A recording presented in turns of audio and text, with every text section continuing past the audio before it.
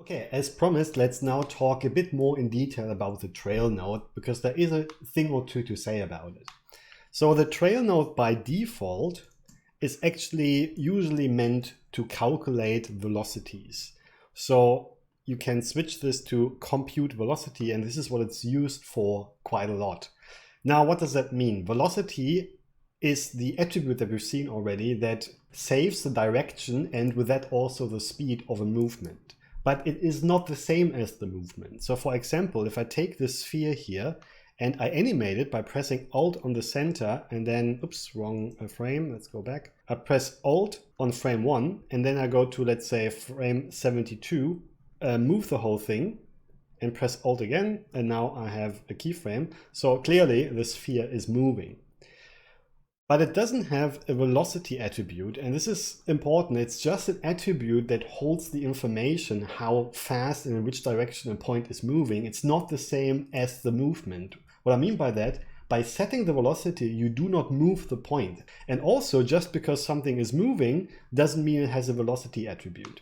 The trail node is calculating that velocity attribute, and here you can see now it calculates basically how much the point has moved since the last frame. And of course we can visualize that with that visualization here. And here we can see kind of the trails that show the velocity on those points. At the same time, the test geometry, for example, here, which I noticed when I played around with this, weirdly enough, has a velocity attribute, and the geometry is clearly moving. That's the thing about Crack. But interestingly enough, for some reason I can actually not explain to you, the velocity is completely empty. So for some reason there is a velocity in here, but it doesn't hold any data. And even if I say, well, maybe it's because packed geometry, well, let's unpack that and transfer all the attributes. And still the velocity, yes, is there, but it still holds no data. It's always 0. So here we can use the trail again to compute this velocity attribute correctly. And then you can see we actually have the correct data. So careful with the velocity, it holds the data, it is not the movement itself. By the way, this cannot only be done with a trail node, there is the point velocity node that some people use to do the same thing, because if I run this, you can see it also calculates the velocity right away, and you don't even have to switch any functions or any parameters here, it does that directly. So that's pretty straightforward, and we've seen what we can do with velocity, for example, for point simulations, but that's not what I want to talk about. What I want to talk about mainly is that you can use the trail node to literally create trails of something. So for example, when we have something like this, where I have a couple of points coming from a sphere, and they are driven by basically a pop force, but I use the pop wind so that the speed of the points is not constantly accelerating. And it looks like this, nothing too special, basically a curl noise. And the trail node can now be used not to calculate the velocities because they're already there and they're already correct coming out of the PopNet, but you can switch to connect as polygons. And then you can see what it's doing, what we already have seen the spark trail is doing. It calculates, literally a trail. So if I increase that, now something funny happens. Let's increase that to 20. It gets those weird blades or something. And what's happening here is that it takes all the points of the last couple of frames and then connects them to one polygon. I don't know why you would need that, why this is the default, I can't tell you, but we can switch this off by turning close rows off. And now we have just the curves. And here you can now see what the point of this is.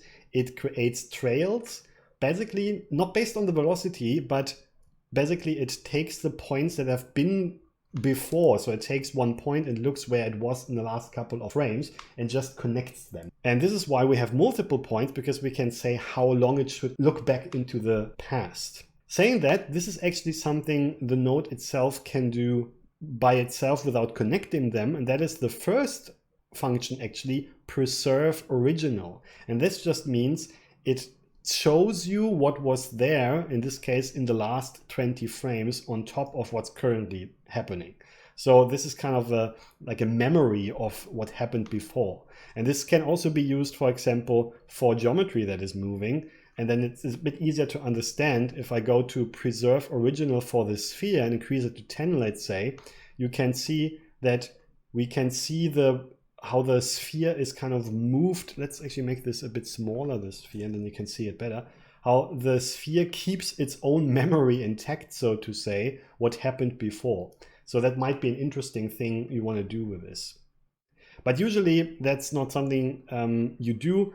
Usually you switch this to connect as polygons and turn off close rows so that you have actually lines. And this can be a very nice effect for all kinds of stuff.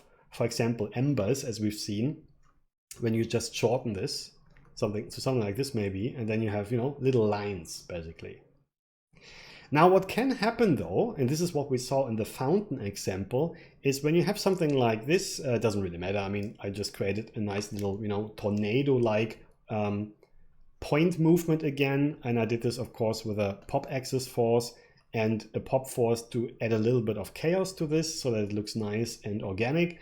And then it looks like this. And now, of course, we can use the trail again, and we switch it to connect as polygons, turn off close rows, and now we increase the trail length so that we have a nice long trail for each point, and then it looks really nice because, it's almost like a growing thing. Maybe actually let's shorten it a little bit, maybe to something like this. And everything is fine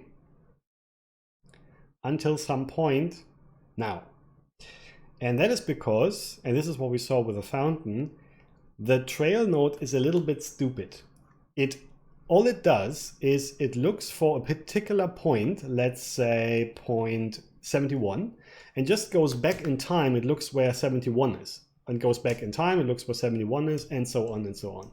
Now the problem is, at some point in a pop simulation, very often, like in this case, I set the life expectancy to 6 and 1, which means at some point those points die. And that means when they die, that the numbering of the points will change. So let's have a look at an example. So there's our 71 again, lucky us. And if I go further, it stays 71 until now. It suddenly turned to 70 for some reason, because somewhere some point died. So that means everything is renumbered, and now the point changed its number. And then the next frame, it becomes 64, and then 62, and then 60. So it constantly changes number. And this is why the trail node basically can't find the right point anymore. It will find a point with a number 71, but the wrong one. And then the connections are just completely strange. Now, unfortunately, there is no solution for this directly in the trail node, which is really weird because, as we've seen, there is a solution to this problem, and that is that because SideFX knows that, they integrated an attribute called, where is it? ID. There it is. So the ID, let's visualize that, but of course it tries to visualize that as colors as usual. So let's change this and change it to a marker so that we have the number actually. The ID is much higher and it never changes. We talked about this before. And the ID is an absolute number that doesn't change per point. It's a unique identifier.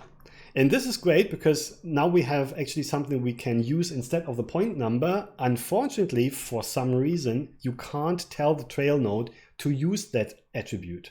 I don't know why. And now you might think, wait a minute, there is an attribute to match down here, but that doesn't work for connect as polygons unless you use this match by attribute for computing the velocity, okay, but that again doesn't work for anything else for some reason. I don't know why. So this will actually not solve the problem, as you can see here. So we have to find another solution.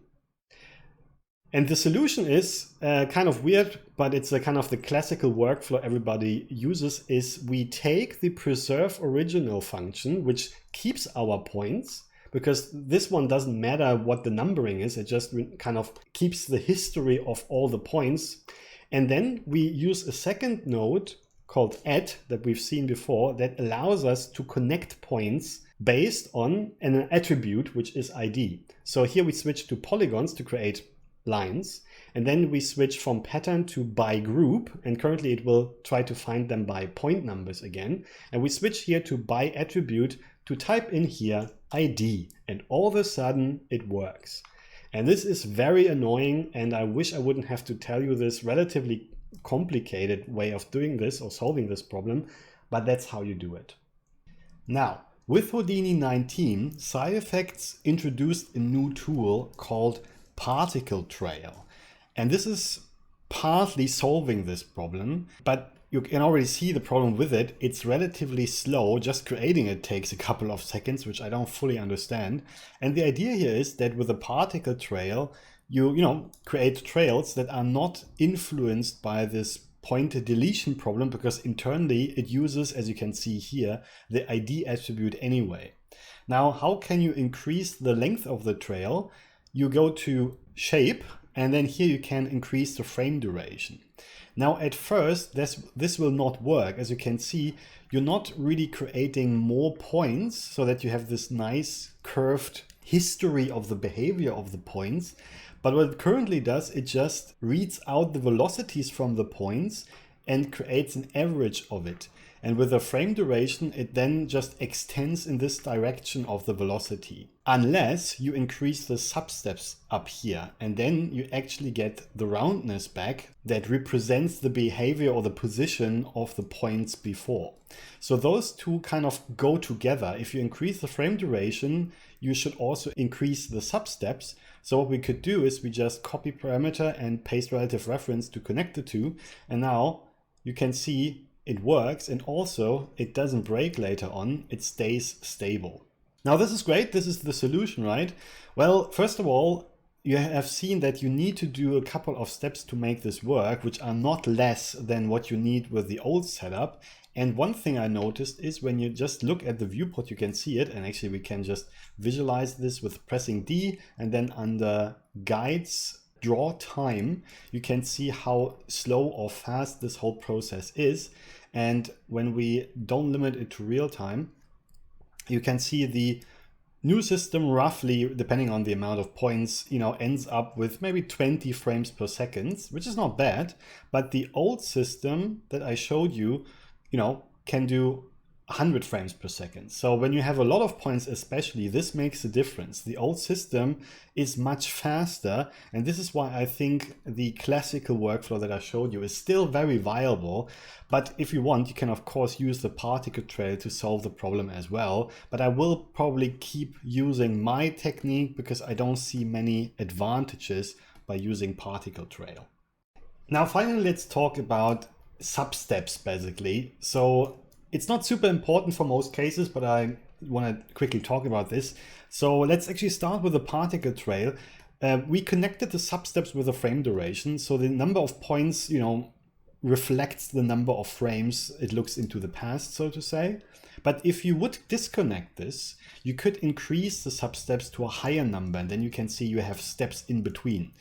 Sometimes with very fast moving points, you might need that. The same is possible with trail actually, because here you can increase or reduce actually the trail increment, because when you look at the points, you can, when you halve the trail increment, see that you kind of shorten the distance, and then you have to increase the number in the trail length by double, let's say, and then you have more points. Let me quickly compare this with what we had before, because it's a bit hard to compare. So before it looked like this, and if you halve the trail increment and double the trail length, then you have 1 point more in between. So it's kind of the same logic, a bit more work.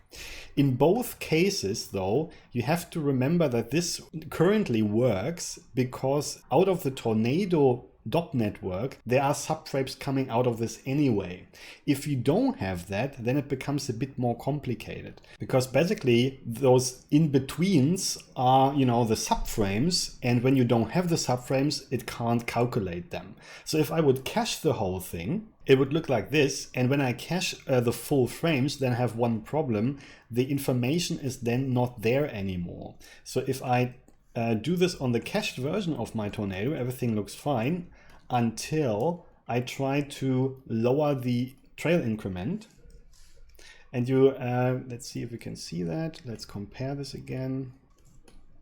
If I compare the two versions, actually nothing has changed, basically because there is no subframe information that the trail can use.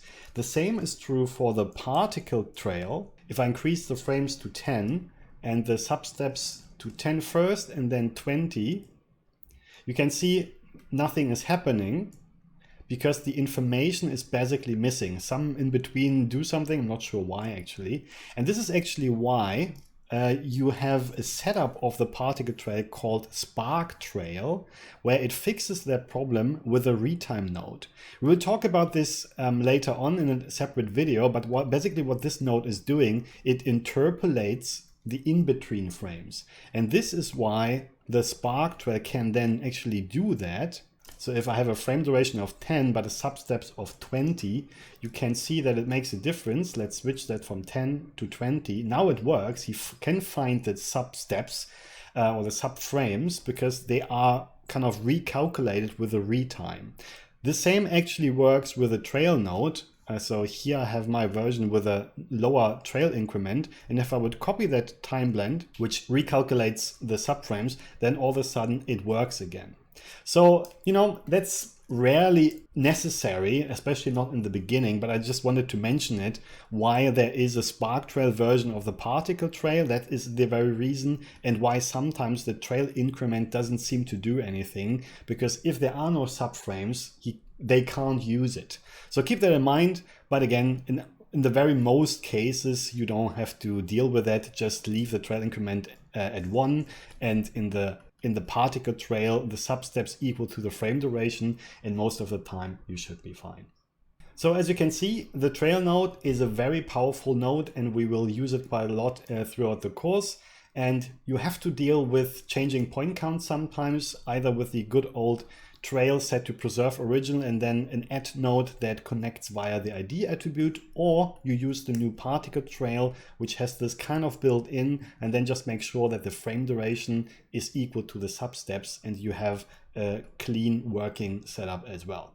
So I hope this was helpful. Thanks very much and see you later. Cheers.